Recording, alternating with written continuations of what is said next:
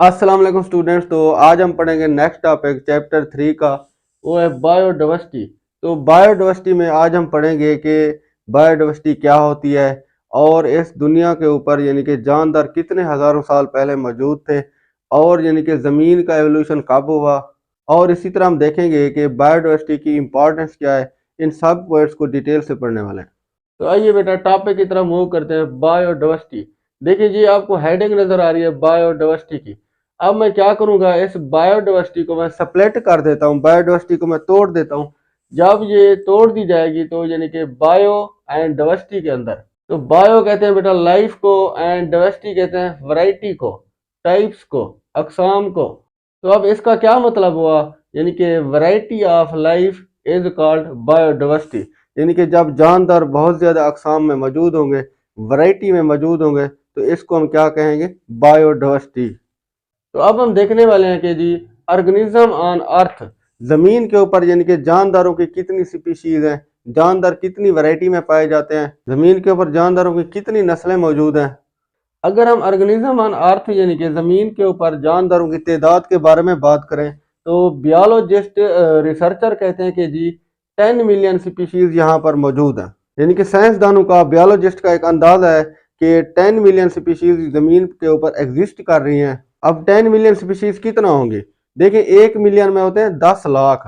अगर 10 million species हूँ तो हम कहेंगे कि 1 करोड़ बनता है। यानी कि इस जमीन के ऊपर तकरीबन 1 करोड़ स्पीशीज मौजूद हैं, यानी कि 1 करोड़ अकसाम के जानदार मौजूद हैं।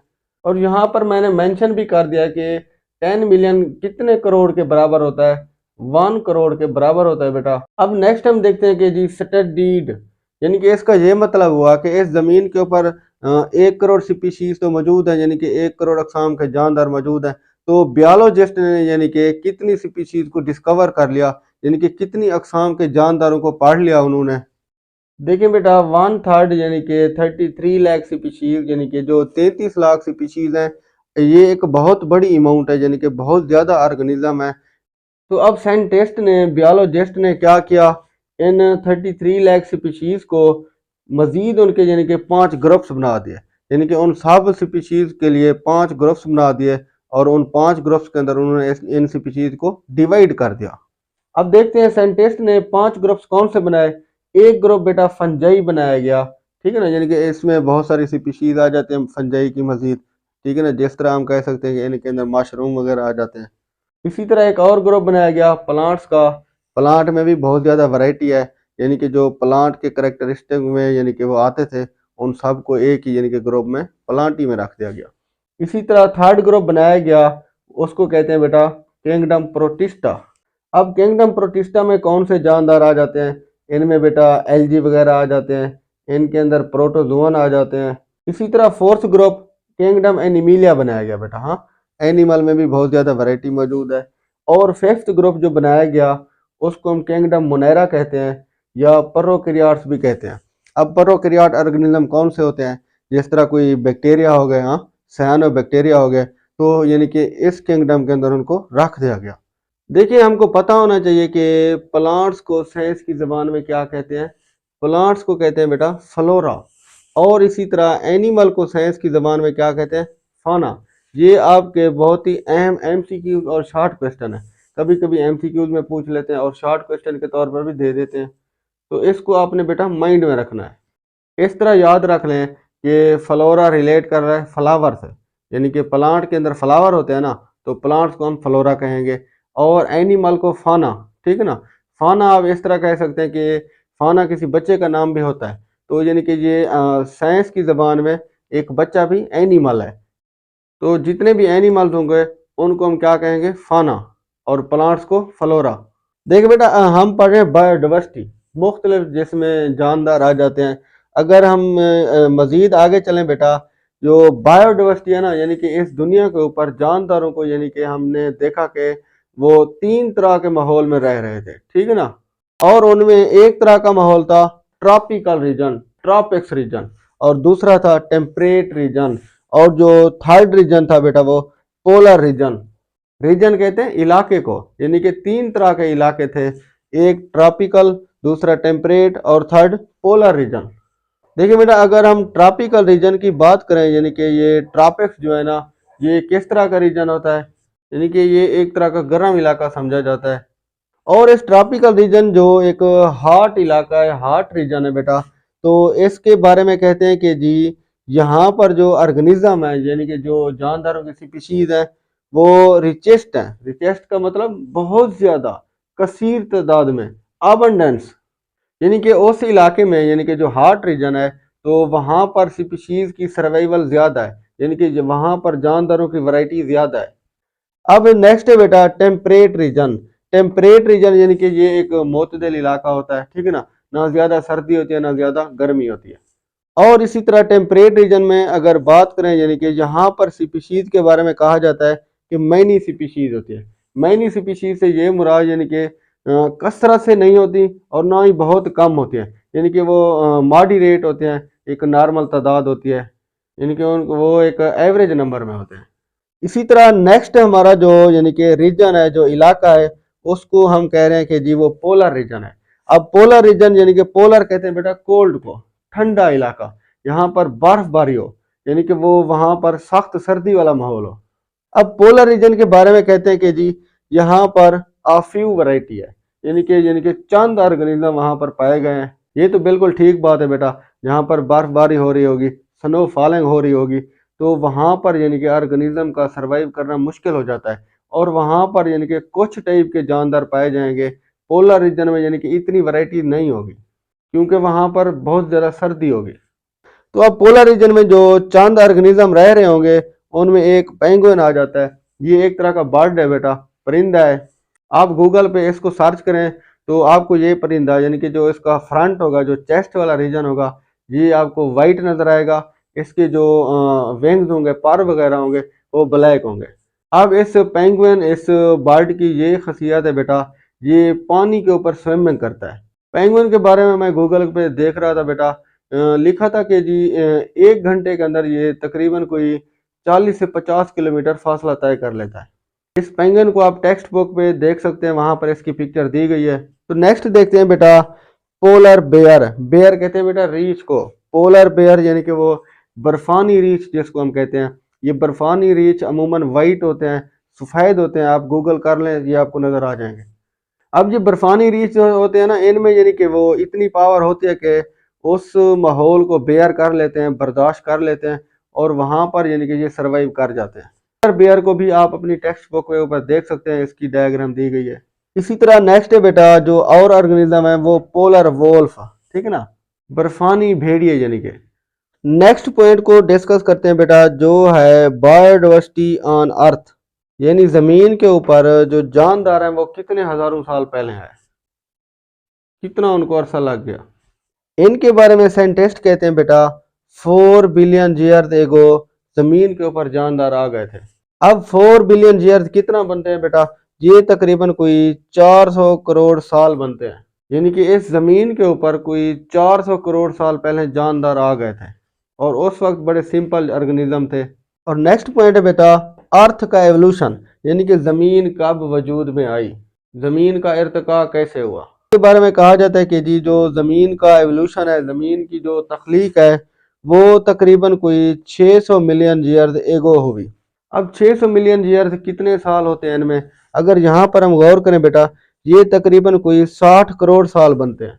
अब हमारा लास्ट पोर्शन है बेटा, वो बायोडाइवर्सिटी इम्पोर्टेंस, यानी कि ये जो मुख्तलिफ अकसाम के जानदार हैं, पौधे हैं, जानवर हैं, इंसेक्ट हैं, यानी कि इनकी अहमियत क्या है हमारी ज़िंदगी में, यानी कि हमारी ज़िंदगी में ये क्या कर रहे हैं, फ़ायदा हमको क्या दे रहे हैं। आइए इन बातों को हम डिस्कस करते हैं।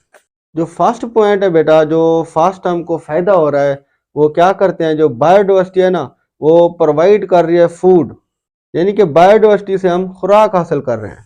देखें आम का जो पौधा है, ये भी बायोडाइवर्सिटी में आ जाता है। तो आम हम खाते हैं, ये हमको फूड मिल रही है। जो गंदम है जिसको हम वीट कहते हैं, तो उसकी हम रोटी खाते हैं बेटा। हाँ, वीट भी एक प्लांट है ना, बायोडाइवर्सिटी में आ जाएगा। इसी तरह मुख्तलिफ फ्रूट्स खाते हैं। हाँ, वो प्लांट से फ्रूट्स बनते हैं बेटा। हाँ, यानी कि बायोडाइवर्सिटी से हम बहुत ज़्यादा चीज़ें हासिल कर रहे हैं, वो हमारे लिए बहुत ही बेनिफिशियल है, हमको फ़ायदा दे रही है। इसी तरह बायोडाइवर्सिटी से बेटा ड्रग्स हासिल करते हैं। ड्रग्स क्या होती हैं, मेडिसन वगैरह, अद्वियात वगैरह। अब मुख्तलिफ जड़ी बूटियाँ होती हैं, जो प्लांट होते हैं, उनसे बेटा अद्वियात वगैरह बनाई जाती हैं। बायोडाइवर्सिटी का एक और फायदा बेटा, बिल्डिंग मटेरियल हम इससे हासिल करते हैं। अब देखें बिल्डिंग मटेरियल कौन सा होता है, जब मुख्तलिफ बिल्डिंग कंस्ट्रक्शन हो रही है वहाँ पर भी यानी कि लकड़ी का इस्तेमाल हो रहा होता है, आपने देखा होगा बेटा। इसी तरह हम इससे हम और चीज़ें भी हासिल करते हैं। लकड़ी की हम टेबल बनाते हैं बेटा, हाँ, चेयर बनाते हैं, बेड वगैरह बनाते हैं, चारपाई बनाते हैं, यानी कि मुख्तलिफ चीज़ें हम हासिल कर रहे हैं बायोडाइवर्सिटी से। इसी तरह बेटा फाइबर वगैरह हम हासिल करते हैं, डाइज हासिल करते हैं। डाइज क्या होते हैं बेटा, डाइज रंग को कहते हैं, मुख्तलिफ रंग हम हासिल करते हैं। अब रंग हम कैसे हासिल करते हैं, देखो बेटा जो हम पेंट बनाते हैं ना, अब मुख्तलिफ कलर के पेंट होते हैं, तो यानी कि ये मुख्तलिफ रंग वाले केमिकल हम कहाँ से हासिल करते हैं, ये मुख्तलिफ हम पौधों से हासिल करते हैं। और ये मुख्तलिफ किस्म के पेंट यानी कि इंडस्ट्रीज़ वगैरह में भी इस्तेमाल किए जाते हैं, जहाँ पर यानी कि ये कपड़े वगैरह बनते हैं, मुख्तलिफ कलर के कपड़े बन रहे होते हैं ना, तो इनके अंदर यानी कि केमिकल मिलाए जाते हैं, और ये केमिकल जो पेंट जिनको हम डाइज कहते हैं, ये मुख्तलिफ पौधों से हासिल होते हैं। नेक्स्ट पॉइंट है बेटा रीजन्स, गम्स एंड एडहीसिव। देखिए बेटा ये रेजेंस, गम्स, एडहीसिव ये तीनों एक तरह की चीज़ें हैं तकरीबन। अब ये किस तरह का मटेरियल होता है, आपने देखा होगा बेटा जो किक्कर का पौधा होता है, कभी आपने गौर किया हो तो वहाँ पर उसके तने के ऊपर गौर करें तो कभी कभार आपको यानी कि एक विस्की मटेरियल नज़र आ रहा होता है, हाँ, विस्कस, जिसको हम लोकल ज़बान में चीड़ भी कहते हैं बेटा, हाँ, चीड़ होती है वो। अगर उसके ऊपर हाथ लगाएं वो चिपचिपाहट हो जाती है, लेसदार। यानी इन वुडी प्लांट से, इन बड़े बड़े दरख्तों से हम लेसदार मादे हासिल करते हैं, जिनको हम गम्स कहते हैं, हाँ, जिनको हम रेजेंस कहते हैं, जिनको हम एडहीसिव कहते हैं। इसी तरह बेटा हम रबड़ वगैरह भी हासिल करते हैं। अब रबड़ क्या चीज़ होती है, रबड़ बेटा एक तरह का फ्लूइड होता है। आप इस बात को गूगल कर लें, गूगल के ऊपर सर्च कर लें तो आप लिखेंगे रबड़ इन प्लांट्स। जब आप इस बात को सर्च करेंगे तो आपको दिखाई देगा बेटा जो तना होता है ना मुख्तलिफ प्लांट का, ठीक है ना, तो वहाँ से यानी कि एक लिक्विड निकल रहा होगा, वो वाइट कलर का होगा, जिस तरह दूध नहीं होता, तो उसको हम कहते हैं रबड़। और ऐसे प्लांट्स रबड़ प्लांट कहलाते हैं।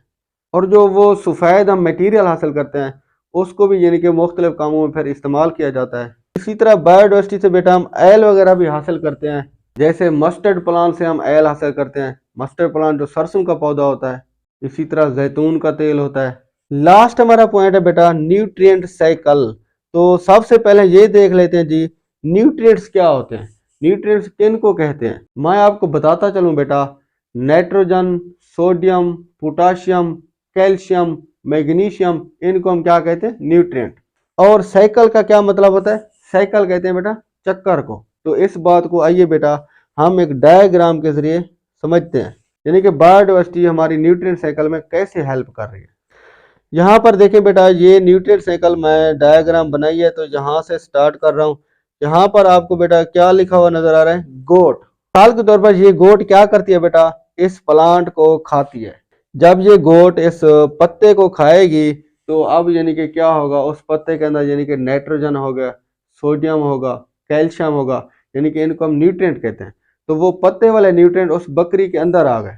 नेक्स्ट क्या होगा बेटा, इस तरह होगा कि गोट की फिर डेथ हो जाएगी, जब यानी कि बकरी जब मर जाएगी तो इसके बाद ये होगा कि जब बकरी मर जाएगी तो बेटा उसको कौन जानदार खाएंगे, उनको हम कहते हैं बैक्टीरिया एंड फंजाई।